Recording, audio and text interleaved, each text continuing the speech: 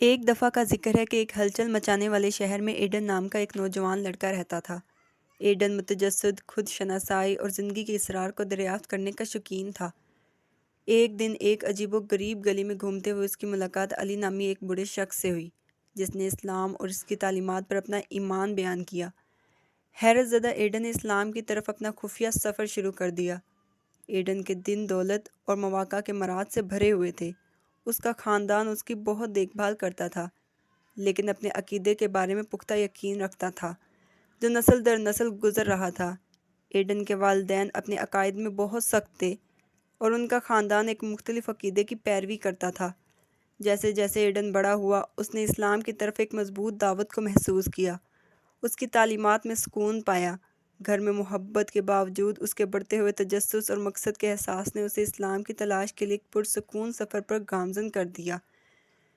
Eden کو اسلام قبول کرنے کی جدوجہد میں بہت سی مشکلات کا سامنا کرنا پڑا۔ جیسا کہ اس نے اسلام کے بارے میں گہرائی تک رسائی حاصل کی، ایڈن کو اپنی زندگی کے مختلف پہلوؤں میں امتیازی سلوک اور تعصب کا سامنا کرنا پڑا۔ اس کے خاندان اور دوست معاون نہیں تھے، اکثر اس کے انتخاب پر سوال اٹھاتے تھے۔ اسکول میں بھی اس کا مذاق اڑایا گیا۔ سماجی تعصبات کا سامنا کرنا پڑا اور قبولیت حاصل کرنے کے لیے اسے جدوجہد کرنی پڑی۔ ایک بدقسمت دن ایڈن نے اپنے خاندان کے سامنے اپنا نیا ایمان ظاہر کرنے کی ہمت جمع کی۔ اس بات نے ان کے گھر کے امن کو پارا پارا کر دیا۔ اس کے والدین، جو کہ اس کے فیصلوں کو قبول کرنے سے قاصر تھے، انہوں نے اسے گھر سے باہر نکال دیا اور اسے خاندان کی جائیداد سے بھی الگ کر دیا۔ بھاری دل اور آنکھوں میں آنسو کے ساتھ ایڈن نے خود کو اکیلا اور بے گھر پایا، جو ناقابل معافی دنیا میں زندہ رہنے کے لیے جدوجہد کر رہا تھا۔ اس کے باوجود وہ اپنے عقیدے سے مضبوطی حاصل کرتے ہوئے ثابت قدم رہا اور اپنے ارد گرد کے لوگوں کو اسلام کی اصل نوعیت کے بارے میں تعلیم دینا شروع کی۔ ایڈن نے ایک مسجد میں پناہ لی، جہاں ایک ہمدرد کمیونٹی نے اس کا استقبال کیا۔ اسے جو مہربانی اور مدد ملی، اس نے اس کی روح کو تازہ کر دیا اور اس نے خود کی دریافت کی اور ترقی کا ایک آزادانہ سفر شروع کیا۔ وہ دن کے وقت عجیب و غریب کام کرتا تھا اور اپنی شام قرآن کے مطالعے میں گزارتا تھا۔ اسلام کے بارے میں اپنی سمجھ کو گہرا کرتا تھا۔ اس نے لاتعداد راتیں قرآن کا مطالعہ کرنے اور اسلام کے اصولوں کے بارے میں جاننے کے لیے علمی مجالس میں شرکت کی۔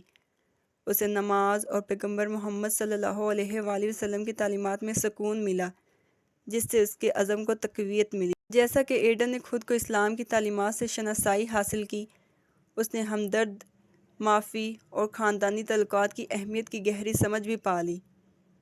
انکار کیے جانے کے درد کے باوجود اس نے اپنے والدین کے ساتھ دوبارہ ملنے اور افہام و تفہیم کو فروغ دینے کی امید کبھی نہیں چھوڑی۔ برسوں بعد ایڈن ایک ہنرمند وکیل بن گیا، جو اپنی ہمدردی اور خاندان کی تقسیم کو ختم کرنے کی صلاحیت کے لیے جانا جاتا تھا۔ ایک دن ایک دل دہلا دینے والا کیس اس کی میز پر آیا۔ ایک خاندان جو غلط فہمیوں اور تعصبات کی وجہ سے ٹوٹ پھوٹ کا شکار ہو کر اپنے ماضی کی عکاسی کرتا ہے۔ حیرت کی بات یہ ہے کہ کیس فائل پر اس کے اپنے خاندان کا نام تھا۔ اپنی پوری طاقت کو طلب کرتے ہوئے ایڈن نے کیس کو قبول کر لیا۔ اس خاندان کو دوبارہ ملانے کا عزم کیا جو ایک بار اس سے کنارہ کر چکا تھا۔ جیسے ہی سماعت کا دن آیا، وہ کمرہ عدالت کے سامنے کھڑا ہو گیا۔ برسوں میں پہلی بار اپنے والدین کا سامنا کرنا پڑا۔ ان کی جدائی کے وزن اور لمحے کی شدت نے اس کے دل میں درد پیدا کر دیا۔ ایڈن نے فصاحت اور ہمدردی کے ساتھ کیس کو پیش کیا۔ اسلام کی محبت، افہام و تفہیم اور معافی کی تعلیمات پر اپنے عقیدے کا اظہار کیا۔ انہوں نے نہ صرف ایک وکیل کے طور پر بات کی، بلکہ ایک بیٹے کی حیثیت سے اپنی جدوجہد کا ذکر کرتے ہوئے اور خاندانی اتحاد کی اہمیت پر زور دیا۔ اس کی دلی باتیں سنتے ہی اس کی ماں کی آنکھوں میں آنسو آ گئے۔ ان کے والد، جو کبھی سخت دل انسان تھے، اپنے بیٹے کے خلوص اور انصاف کی لگن سے واضح طور پر متاثر ہوئے۔ ایڈن کی آواز ٹوٹ گئی جب اس نے مفاہمت اور افہام و تفہیم کی التجا کی اور ان کے درمیان ٹوٹے ہوئے رشتے کو دوبارہ استوار کرنے کے لیے موقع کی دعا کی۔ اس کمرہ عدالت میں ماضی کے بوجھ اور مفاہمت والے مستقبل کی امید کے درمیان ہوا جذبات سے بھر گئی۔ ایڈن کی ہمت اور کمزوری نے نہ صرف اس خاندان کو متاثر کیا جس کی اس نے نمائندگی کی، بلکہ اس کمرے میں موجود ہر شخص کو بھی متاثر کر دیا۔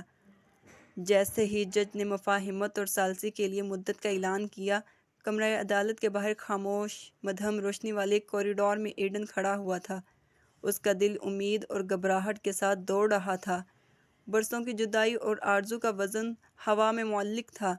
اچانک کمرہ عدالت کے دروازے کھلے اور اس کے والدین نمودار ہوئے۔ ان کے چہروں پر پچھتاوے اور افسوس کے نشانات تھے۔ اس کی آنکھوں میں آنسو چمک رہے تھے۔ پہلے اس کے پاس آئیں ایڈن، اس نے سرگوشی کی، اس کے چہرے کو چھونے کے لیے آگے بڑھی، جیسے خود کو یقین دلا رہی ہو کہ وہ حقیقی ہے۔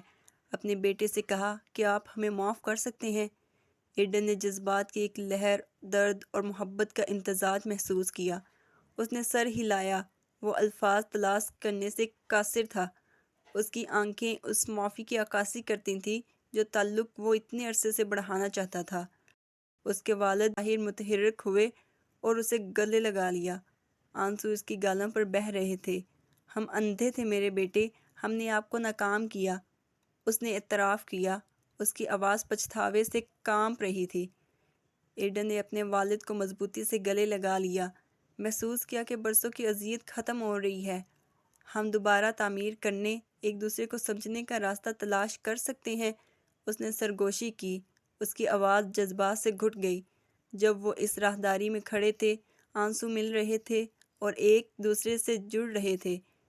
ایڈن کو معلوم تھا کہ یہ ایک خوبصورت سفر کا آغاز تھا، ایک ایسے خاندان کی طرف سفر جو محبت، احترام اور قبولیت سے جڑا ہوا تھا، جس کی رہنمائی اسلام کے اصولوں سے ہوئی تھی، جس نے اسے سکھایا تھا معافی کی طاقت اور انسانی روح کی لچک۔ مہربانی، صبر اور اٹل عزم کے ذریعے اسلام کی طرف ایڈن کا سفر دوسروں کے لیے امید کی کرن بن گیا۔